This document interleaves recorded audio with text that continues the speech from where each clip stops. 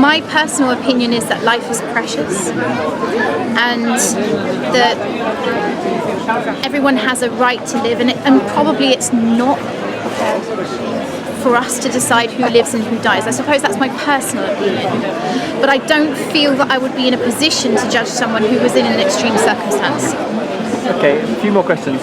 Did you know that last year there were 250,000 abortions in England and Wales? Of those 250,000, 0.05 were which the mother's life was at risk. 1% were for rape, and around 1.6% were because the baby has a disability. So the combined total of those extremes is 3%. So 97% of all abortions last year would have been what you would call social abortions or abortions for choice. Yeah. What do you think about that? I think it makes me feel. I think it makes me feel uncomfortable. It does make me feel a little bit of pain in my heart for those lost lives. But I wouldn't be in a position to judge the individual who did that. I just wonder whether there's another way, rather than creating laws about abortion, whether there's another way of perhaps making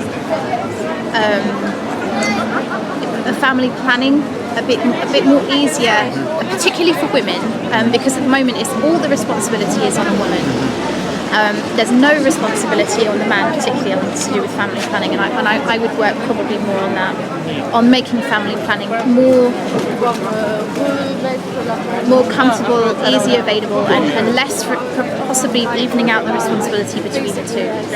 Well, thank you for your heartfelt answers. I've got two more questions, short ones. One is, have you ever seen what an abortion looks like? No, I have. It's really distressing to me personally. It really does pain me.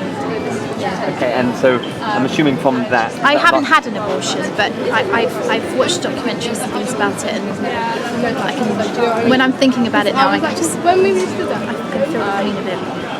God bless you. The final question was going to be, do you want to see one? But assuming it will cause you pain, then I can feel it now. So yeah. I'm a very empathetic person,